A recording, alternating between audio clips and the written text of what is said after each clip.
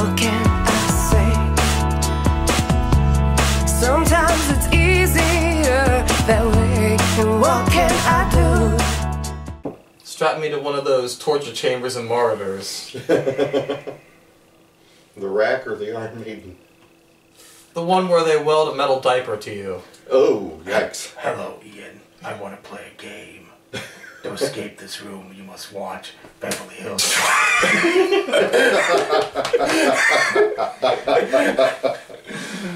Oh. John Kramer would have totally had your number. Yes. 6. Mine is a 2009 movie called Exam. It is one of those people against each other, kind of battle royale kind of movies.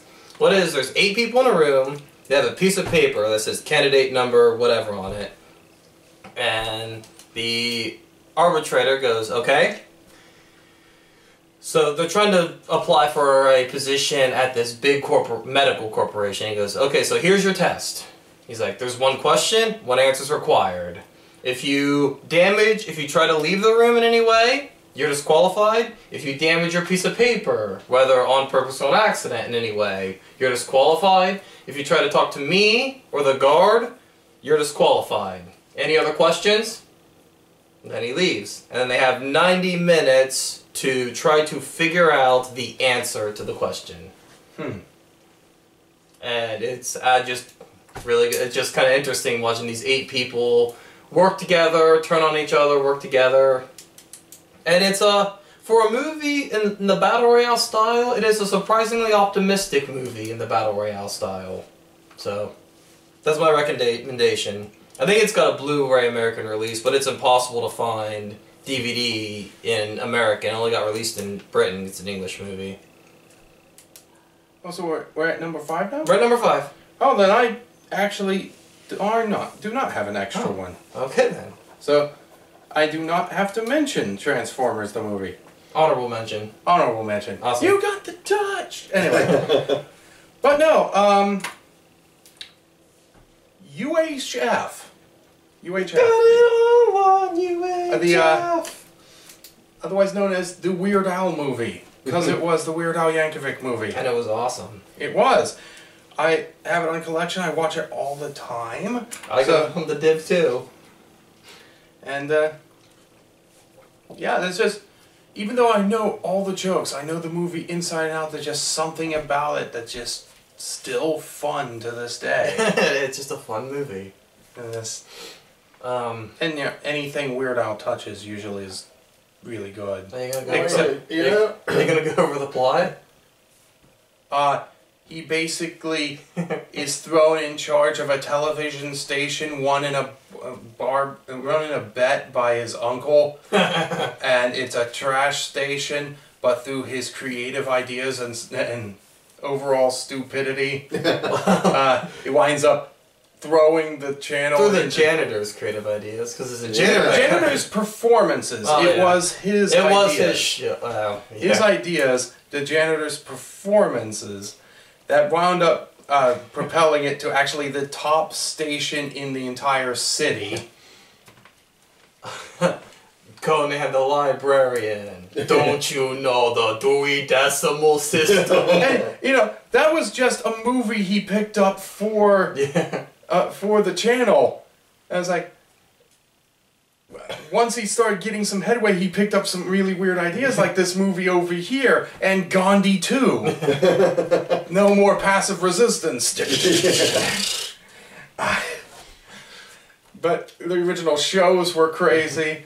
And it all came down to their writing staff going like, you know, if we had the plot having him be in charge of a television station, we can just do crazy commercials and ridiculous shows, and that would just fill out the whole movie. Yeah, really. And basically it did. Yep. Except for the villain plot that was, you know, rival network exec. It is basically just a Saturday Night Live with a Saturday Night Live sketch show of Weird Al Yankovic with a, what do you call it, through line plot. Yeah. Well, the guy who played the janitor, Michael Richardson, who later went on to fame as Kramer on Yes. Seinfeld. And then got really racist. But anyway. Well, he stole every scene he was in. I'm Yeah. sorry. Oh, yeah, absolutely. Absolutely. That's even true of Seinfeld. Mm-hmm. Number 5, Dale. Classic. Casablanca. Ah. He's got to review this movie. Maybe not today, maybe not tomorrow, but soon and for the rest of his life. So for the rest of the duration of the video. Yeah, there you go. Sorry, I bogarted that. I think everybody knows it. Don't really have to say a whole lot about it. Fair enough. Okay. Except that it deserves all the accolades it got. Then I will do Fantasia. Oh, that's a good one. I mean, not bad for a collection of just classical music, but you know, Well, set to artistic cartooning. to be fair, it does have Satan in it. It does have Satan in it. So, Well, actually, the demon Chernobus. It's Yeah, from, which it's from is Russian sla- mythology. it is It's just just Slavic for the devil. it is Oh, basically literally. just the Okay. It's just the Slavic devil. Mm-hmm. So yeah, still Satan. Yes, That's- Satan, Lucifer, the devil, The one they Florida named their Georgia Line, whatever you want to call it. Nickelback. the one they named their nuclear reactor after. Yes. Well, that was a dumb idea. Yeah. My turn for number 5. I don't remember what this one is. Oh, I do remember. This is the best movie David Fincher ever made, and no, it's not Fight Club. It is Seven. What's in the box, Ian? Gwyneth Paltrow's head. Okay. I don't have to watch the rest of the movie now. Yeah. But you should, because it's on. It's just kind of amazing how people remember the violence in the movie, but we only ever see 2 characters die on screen. All we ever see, the rest of it's aftermath. Like the gluttony one, he's already a corpse when we find him. And greed, we don't even see his greed and lust. We don't even see the corpse. We just see photographs. But people remember how violent and gory it is. And unfortunately, he's kind of a sexual predator. But man, I just really like Kevin Spacey. It's unfortunate he had to have, done that. Turn out to be that way in real life. Yeah.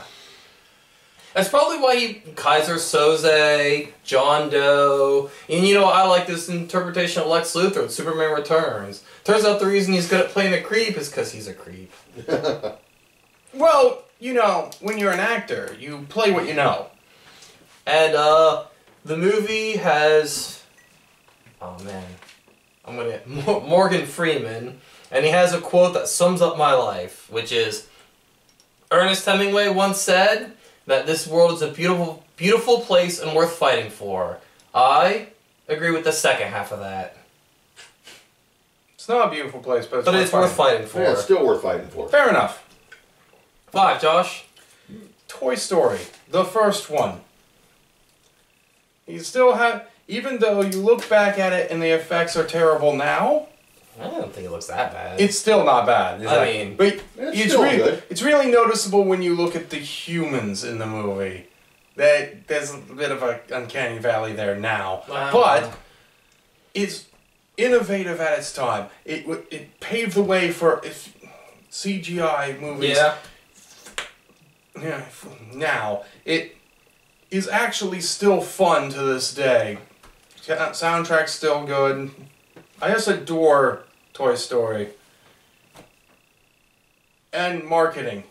Because, when that came out, they released a Toy Story line toys of every single thing in that movie. They even released, Including the junk things that Sid made. and they even released a short-lived Buzz Lightyear animated show that would have been the animated show that would have been the show within the movie. I did kind of like that series. I never really saw it, but I just know that they released it. Buzz Lightyear's Star Command was fun. Yeah.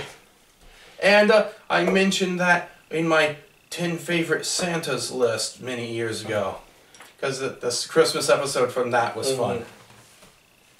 Alright, moving on. Dale? Well, I have another classic bogey movie. The African Queen. Never seen it. Well, so good they remade it in 1974 with Katharine Hepburn again and John Wayne. It was supposedly a sequel to True Grit.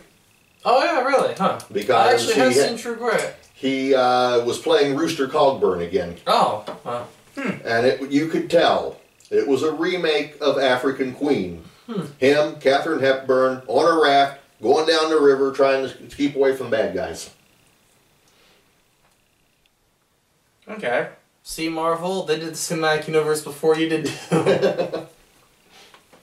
We all know that the classic Universal monsters did it first. I would argue the first example of a cinematic universe Godzilla? is, yes, as we know. Because Godzilla and Rodan were both, and King Kong were movies made separate of each other without any idea of a crossover And then until they later. combined them, yeah. But yeah, the Universal monsters, they kind of count. Okay. Well, I'm going to go with a Jim Carrey movie. Ace Ventura 2. Two, really? Interesting. I like 2 better than 1, honestly. Yeah, I can kind of see it. But mostly because 2 goes further with the comedy than 1 does. Yeah. 1 is a lot more realistic-ish, whereas 2 is basically like, okay, let's just make Jim Carrey a cartoon character. Well, he is a living cartoon character. Yes, he is. Which is why, to me, it's better. I mean, have you seen number 23? That movie is the cartooniest. I have not seen that. Oh, it's a thriller. It's bad. Although He can be a good, he can be a good dramatic actor. I mean, he was great in Truman. I love Truman Show. Truman Show probably should have been on my list, honestly, but I didn't think about it. Truman Show had serious moments, but also let Jim Carrey be what I think Jim Carrey is, and that the funny moments. Yeah, but I mean, it was a serious and legitimate dramatic role. Absolutely. Well, He's don't forget Man in the Moon. I never saw Man in the Moon. The Andy Kaufman Yeah, tribute. he nailed Kaufman, believe me. He really did. I thought he was good in Eternal Sunshine of the Spotless Mind too. Yeah, his dramatic stuff is good. Yeah, so I mean, he is a legit good actor, but he is at his strongest when he's being a living cartoon character. Mm-hmm. So I think my favorite performance of his is, other than Truman Show, Mask. There you go. Mm-hmm. Yeah, I love Mask, too. So, my turn for number 4 is James Wan, 2004, Saw. Bum bum bum. Uh-huh. Bum bum bum bum bum bum bum bum bum. Which Josh called the ending of. Yeah, I actually did. Josh That's did the weirdest thing. I did actually call the ending of the first Saw. Josh That's right. I X did. marks the spot. That body on the floor looks like an X. I'm like, fuck you, Josh. I almost You're stood not. No way. That's the dumbest. I almost stood up and went, "Oh my god, I was joking." Yeah, I accidentally stumbled upon the ending. I gave out a thing I didn't even believe, and it turned out to be...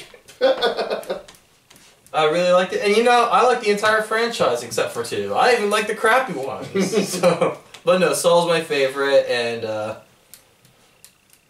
don't know what else to say. It's a story about 2 guys in a room chained to pipes, and One of them was Wesley.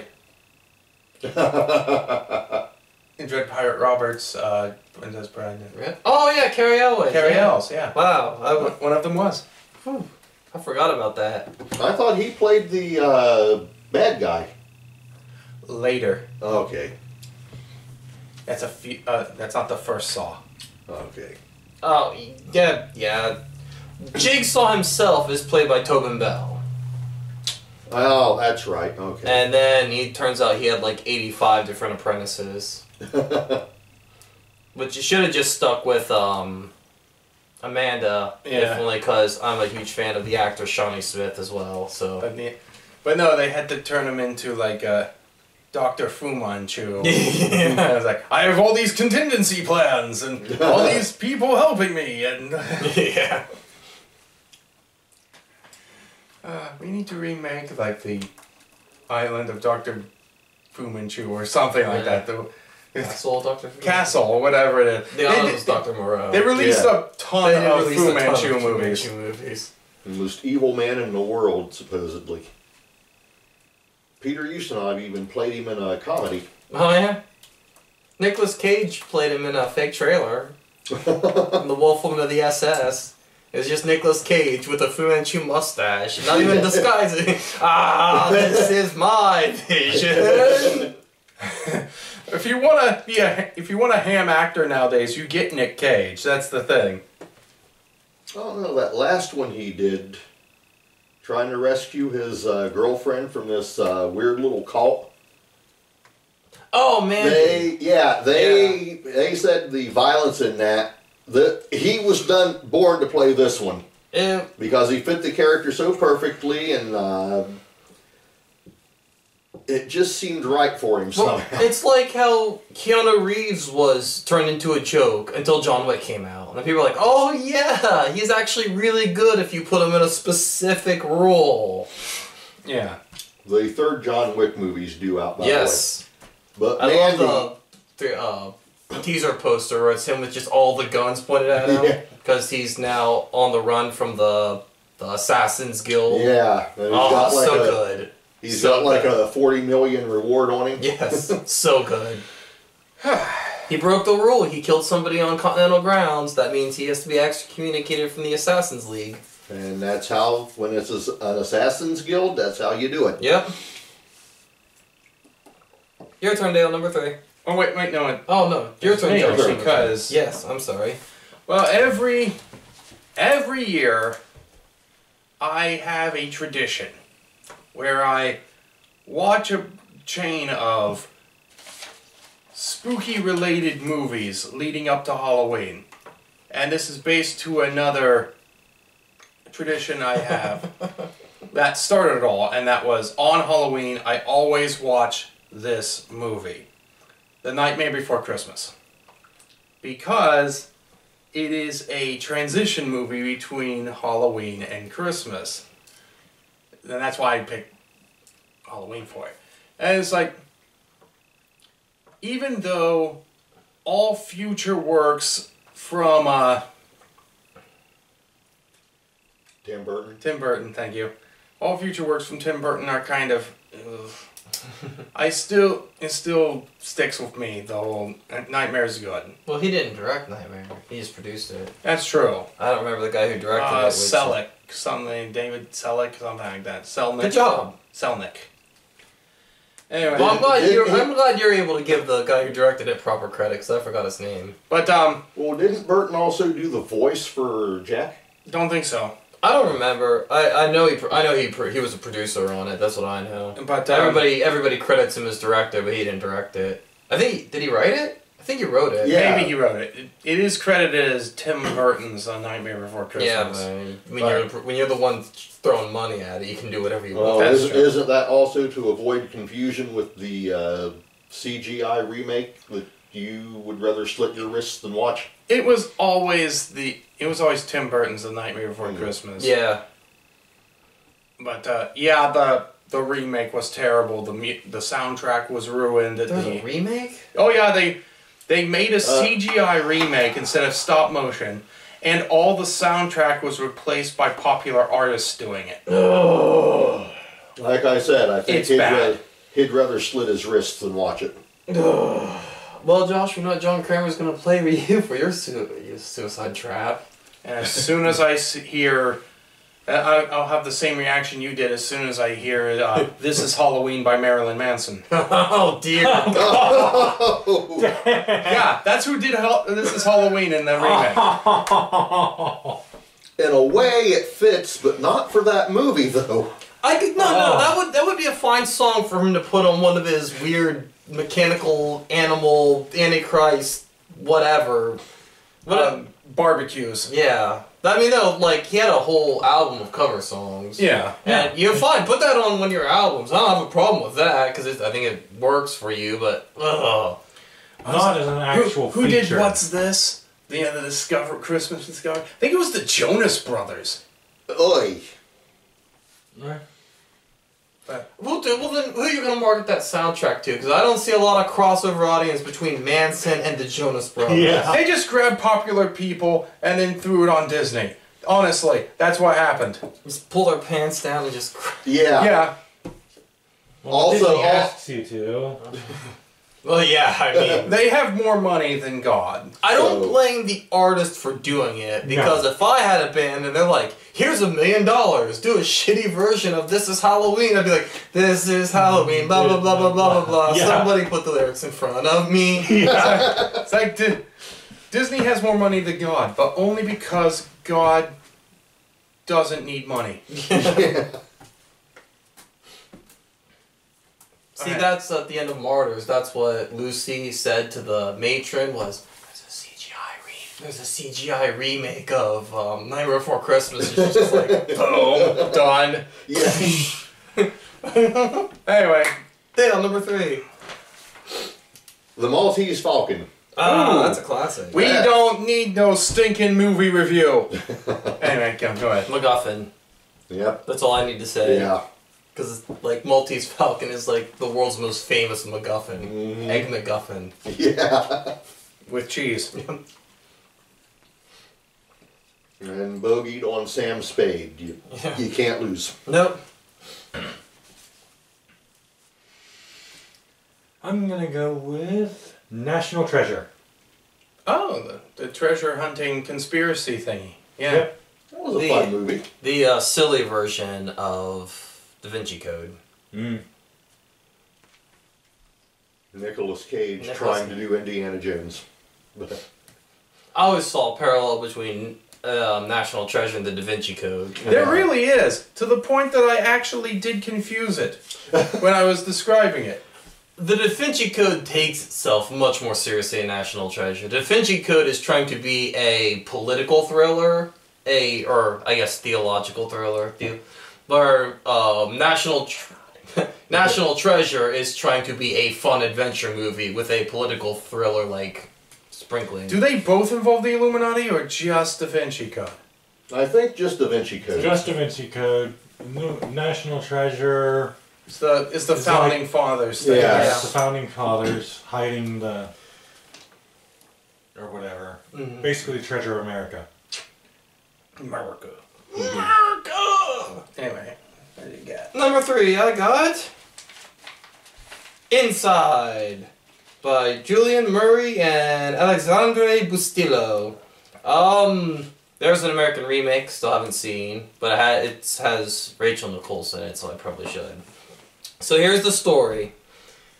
This is a lot of front-loaded. There's a car accident. 2 pregnant women have a car accident. One pregnant woman loses her husband. The other one loses her baby. The woman who loses her baby, who's literally just called La Femme, so she's never given a name, says, I'm going to get that pregnant lady's baby out of her stomach with a pair of tailoring shears. It's kind of a pity at the start of it. It almost sounded like a joke setup. 2 pregnant women got into an accident. Wait. That's a terrible joke setup. Never mind. But yeah, it's pretty violent and pretty intense. And I don't know what else to say. Violent and intense. That's why it's one of your favorites. That is why okay, it's one of my moving favorites. on. I gotcha. I love violent and intense. And it's French. Ah, French too. Yeah. Yeah. But as for me, following the yearly tradition of Nightmare Before Christmas, I also have another one where Christmas Eve, I always, without exception, hunt down and find A Muppet Christmas Carol. Basically my favorite iteration of Charles Dickens' classic ever. And it doesn't matter how many times I see it, it's just enjoyable. But, you know, the Muppets. Yeah. And Yeah, I like it's it the soundtrack is pretty good. I'm not afraid, it's not afraid to say God in a period piece, you know? Yeah. About Christmas. Yes. I mean, this would be different, you know. If we're making a movie about Christmas, I don't see the problem with saying God. Yeah. It would be different if we were throwing around the word God in, like, I don't know, a biopic about. But no, Elon Musk or something. Christmas is supposed to be a Christian holiday. Of course it should be doing Christian stuff. It makes perfect sense. Although the greatest Christmas movie ever is Santa with Muscles. And I thought it was Die Hard. No. But I guess Santa with Muscles. No, my favorite Christmas movie is Gremlins. Gremlins, yeah. I love Gremlins. Not bad. But no, I enjoy the Muppet Christmas Carol. I would say almost anything with the Muppets is entertaining.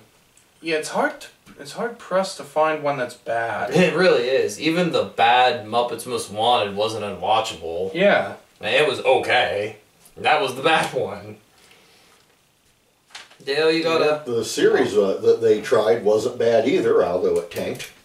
Yeah. Yeah, well, that's because modern fans are cretins. Yeah.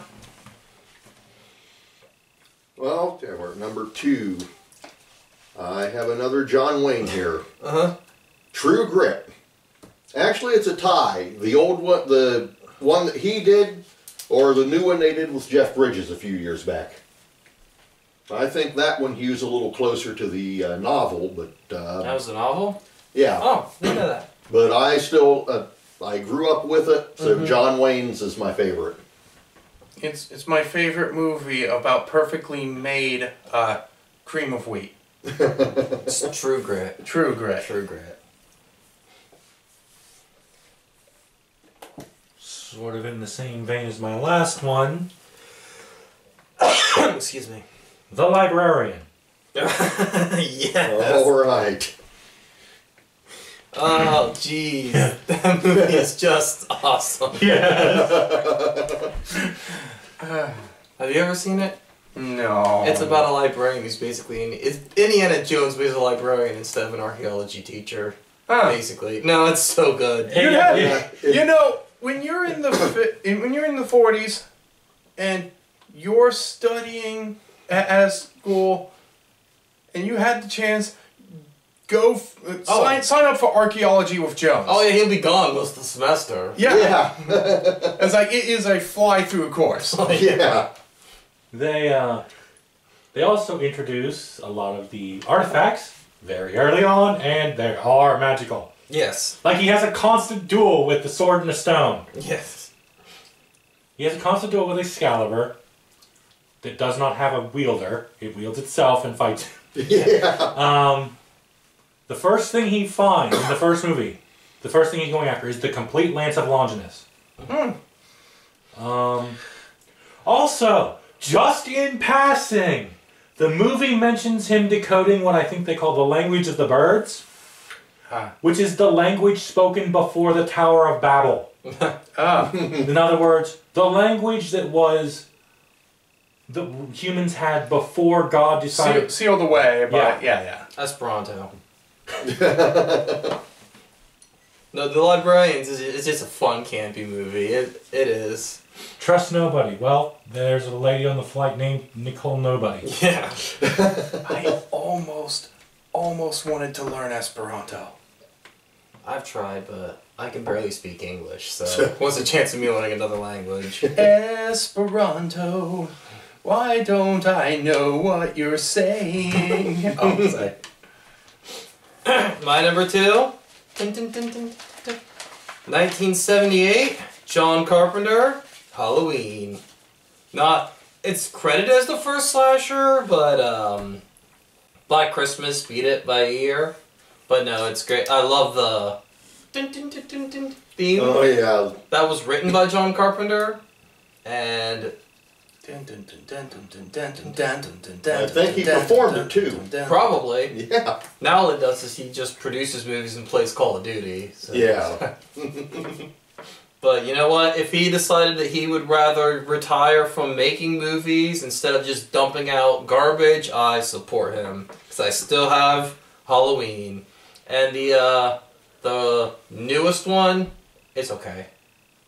It takes place like after the events of 2, I believe? Or is it 1? I can't remember if it decanonizes 2. It decanonizes the crappy ones nobody likes. Yeah, they said that's the sequel that they should have done way back then. It decanonizes Resurrection and H2O. It is the 3rd best Halloween movie behind Halloween and Halloween Season of the Witch. You still have Halloween and that theme as a ringtone. Yes. Now before we go into number 1s, anyone want to just drop a couple of their least favorite movies? Ooh. Least favorite. Dishonorable mentions. Yes. See, I'll start. I got Joss Whedon's Cabin in the Woods. He didn't direct it, but he wrote it, and it is his movie. And it is, I hate it so much. Yeah, that's really bad. I don't like movies that think they're smarter than they are. Speaking of, I will put Captain America Civil War on this list. I cannot stand that movie. Kim Bass, whatever, wrote a movie called Succubus Hellbent. And the whole time I was watching it, I was like, people don't talk like this. Humans don't talk like this. And then my least favorite movie of all time is a god-awful torture porn called Gag. So there you go, that's... There was one movie, I can't even remember it because I kind of pushed it out of my mind. It's like, it was the one that I just couldn't sit through all the way, and I cannot remember it. I do remember, there is one I have to mention, I forgot, that me and you went to the theater and saw, and it's the only movie where we almost walked out of the theater. Right. Paranormal Activity. That's right, that was boring as heck. Oh my god. Never in my life, if I wanted to ask for a the theater was, nobody was in it, but never in my life. So much of nothing happening. Have I ever wanted to get a refund for a movie, except when I saw Paranormal Activity. It's like nothing happened, and then... I had a cool Ouija board fire, and then... That's about it. The Ouija board caught fire. And then nothing happened, movie's over. And they tried to make an excuse that this was a real footage movie. It was not a real footage movie. Found footage. That's bullcrap. It reinvigorated the found footage craze that Blair Witch started, and... people were like, well, it gets better with the sequels. I'm like, I don't care. The first one was so bad, I refuse to watch any of the sequels. But yeah, the sequels kind of delegitimized the whole found footage thing, doesn't it?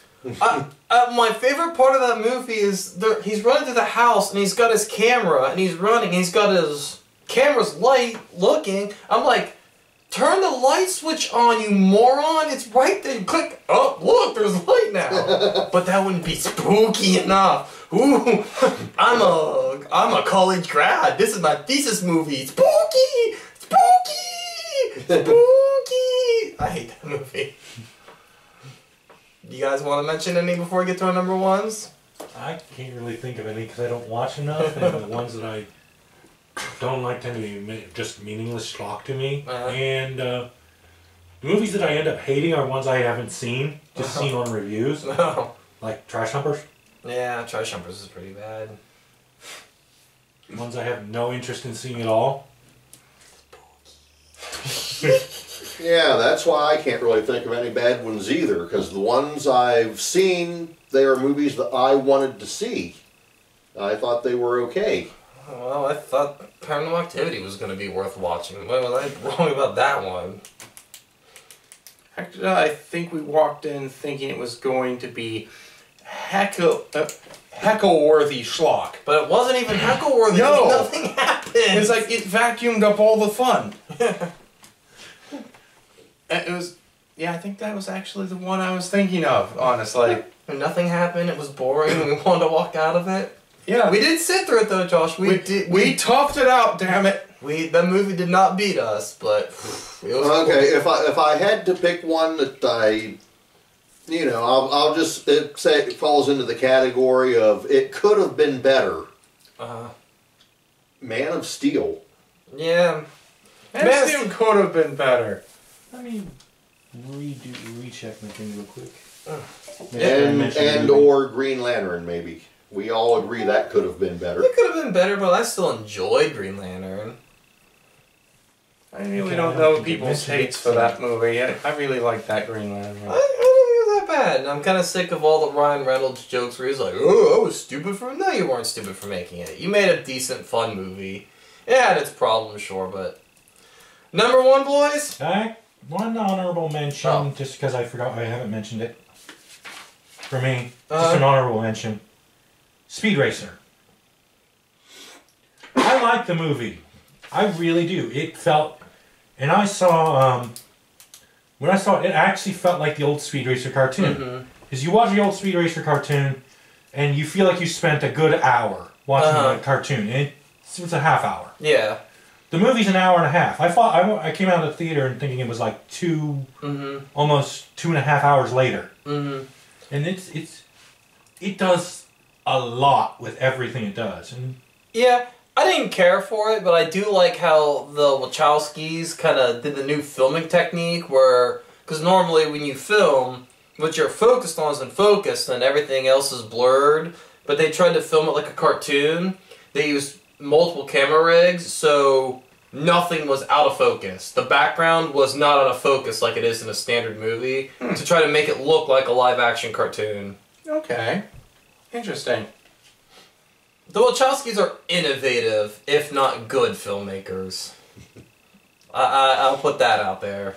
Because, I mean, The Matrix was innovative, if not good. yeah, I'm not a fan of The Matrix.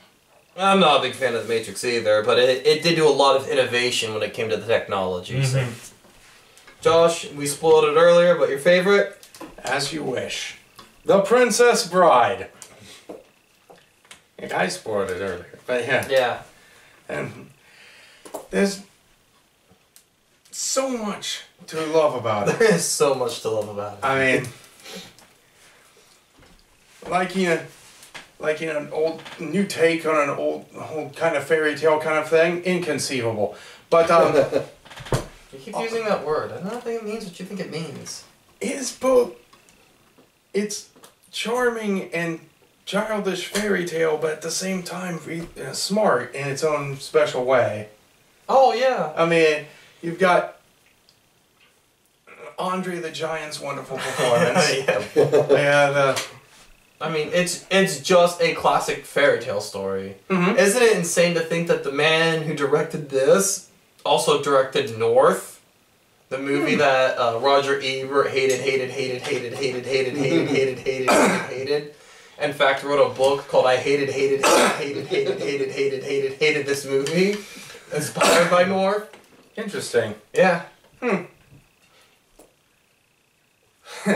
But I don't think I'd ever get tired of watching Princess Bride. I don't think I could either. I play D&D and quote it all the time in various moments. I love the scene where he's paralyzed and they're trying to break into the castle. It's like, so what are our assets? Well, we have my sword, your brain, his size.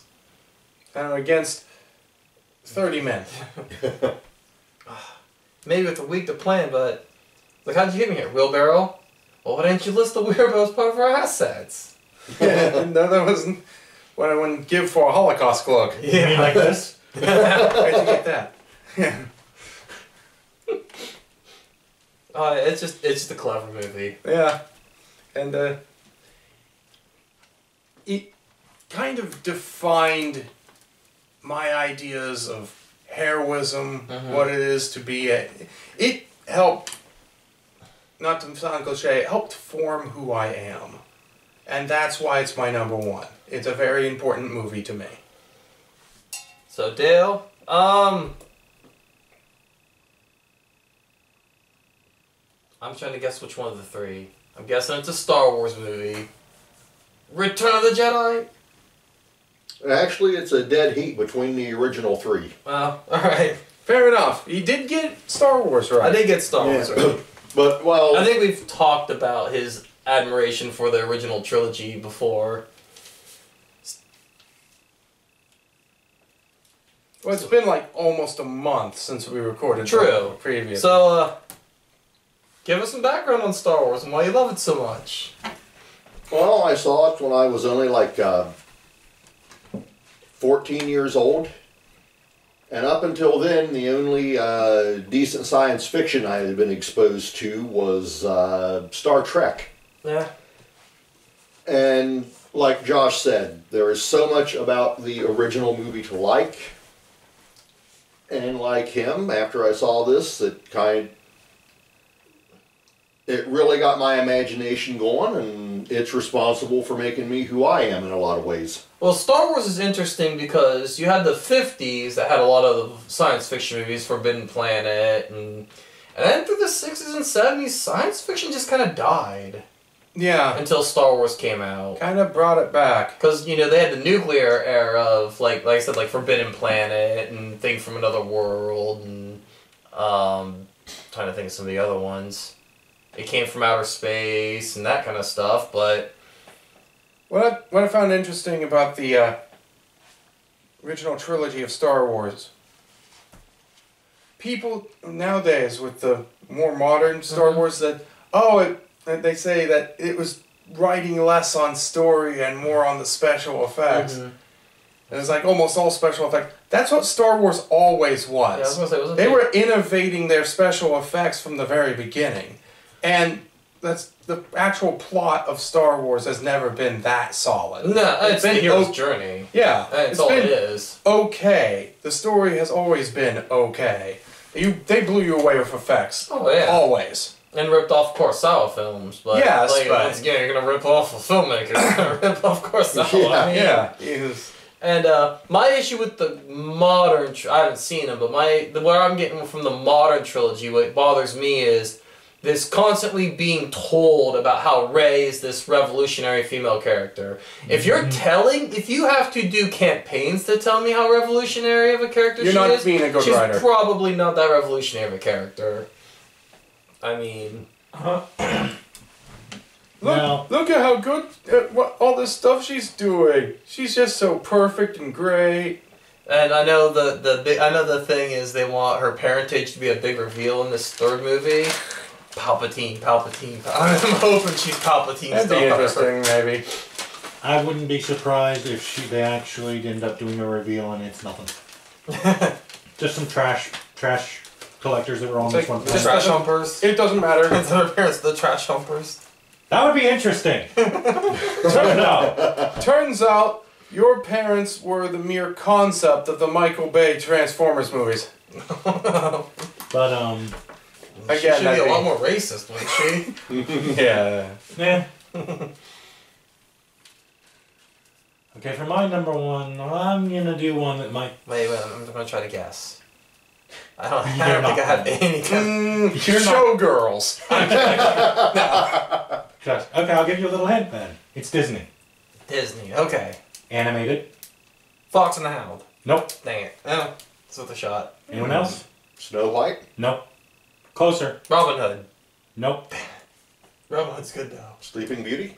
No. Let me another hint. Stick with the princesses. Oh, we'll get them eventually. Cinderella? Little Mermaid. Oh, Little Mermaid. Should have guessed Little Mermaid. The one that brought Disney's animation back to the fore.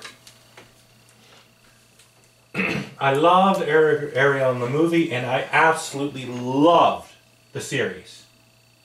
Yeah, the The series series was okay. half raised me pretty much. I don't remember the series. It was They there. did have a solid episode about racism. Mm-hmm. They also had an episode with a deaf Oh. deaf mermaid.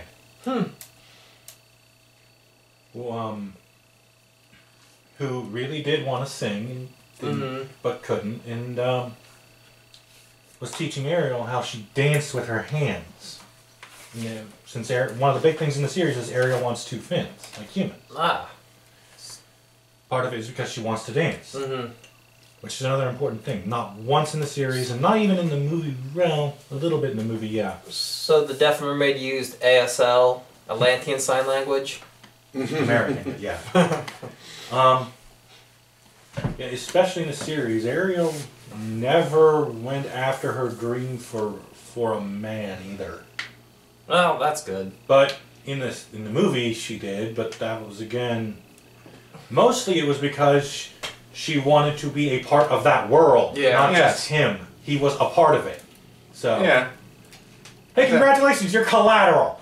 I do remember the one episode that was basically a racism message, where they had a villainous character that was like, it's a manipulative, like devilish sort, but he's like a dark manta ray. Mm-hmm. And what he basically was turning everyone against each other because everybody is different, Mm-hmm. with a particular focus on hating the merfolk, Mm-hmm. but being better than everybody else. And it's like, A white man's burden. yeah. But yeah, I really like the Little Mermaid. Most of the time I would say it's one of my favorite movies, so I figured it deserved my top spot. I liked Ursula's song in the movie, "Poor Unfortunate Souls." Mm-hmm. I like songs that build on themselves. Build, Boy, build, does build, it build. It's one of my favorites. Well, you know, a lot of, especially pop music, has rise, fall, rise, fall, rise, fall. I like that song. It doesn't have any falls. It just build bigger, bigger, bigger, bigger, bigger, bigger, faster, faster, if faster. you hear that EDM, there's no drop. Yeah. Well, that's why it made that list of top 5 villain songs from Disney. Well, if you want my opinion on villain songs, I don't think it gets much better than Hellfire. Hellfire. Oh yeah. Hellfire. Yeah. That's another one of those songs that just builds on it, keeps building on itself without bringing in like a relax or reprieve. But, you know, we're getting ahead of ourselves because that's a completely different list. That we is a were completely planning. different list that we were planning. Mhm. So Top villain songs, Yes. we were planning on doing that eventually. Anyone- Moving on to your last one? Or? anyone want to take a guess? I already did all my best jokes already. I randomly spouted out Showgirls. I already did that joke. I just about guarantee it will not be something I know. That'd probably be something you know. It is a famous and popular movie in America, and it is an American movie. It is not a foreign movie. Nightmare on Elm Street. That was lower on the list. Oh. Is it horror? It is horror. Okay. I'm trying to think. It is black and white. Yeah, I won't get it. And actually, quick question: is it black and white because it was made in that time, or is it? It was black and white because the people who made it couldn't afford color film stock. Okay. Oh, okay. So color film existed, but only for rich people. Night of the Living Dead. Got it. Night of the Living Okay. Dead. 68. George A. Romero's Night of the Living Dead. This movie is important to me because it started my love affair of horror. Before Night of the Living Dead, I couldn't watch the scene in Dances with Wolves or Eats the Buffalo Heart because it freaked me out too bad. So, and then I saw Night of the Living Dead on like a Sunday matinee on TV, and I was like, this is freaking me out, but I can't not watch it. So, and it's, I was watching my wife the other night, and there's a scene where he kills a person, like a zombie, and he's dragging the corpse out. And my wife is like, I love this, because it's a flawed film, but she's like, what's going on? I thought I saw the person's eyes move. They're not dead? I'm like, they're dead. And yeah, you saw you saw their eyes move. That was they couldn't just it afford a being- retake. Yeah. Yeah. There's even a scene where you can see like the shadow of a boom leg. I love it, and it's weird. And there's a lot of people who complain about this movie because the female lead Barbara spends most of the film catatonic. And to those people, I say, stop being a childish wincer. Stop crying over this stuff, you crybabies. Everyone thinks they would be Ben, the main character, but let's be honest. In this situation, most of you would be a Barbara. You would just go completely like... I mean, she was attacked by a random stranger, saw her brother get killed, is in a car accident, ran into a house where a big black man in 1968 was yelling at her, and saw a bunch of corpses, and then saw more and more people surrounding the house. You're gonna tell me that you... One of them was her brother. Toward the end, yes. Yeah. She was in shock, so just let it go. Just stop pretending like that. No, you're mad because the movie's too realistic is the problem. So... They're coming to get you, Barbara. And I believe that concludes our list. Yeah. So I guess we'll see you next time for a much less epic thing. If you like our new entry music, Brandy Robinson Music at YouTube. You can buy the album the song is on at bandcamp.com. Just search Brandy Robinson. The album's called Beautiful Graffiti. Anything else that needs to be covered? Rip Stanley. Rip's Because between moments, I think that's when he died, or maybe, I don't remember. But in honor of him, whatever. Yes. In honor I of don't Stanley. remember if he died before we. He definitely died after this video went out, but he died. I think he died before, in the middle of us filming. I do not recall. Anyway, Excelsior, True Believers. Excelsior, everyone. And already did the tribute to Burt Reynolds and his mustache. Yes. So, we'll see you next time, I guess. Yep. Hopefully, good we one. will be much less in depth. If less of a time skip.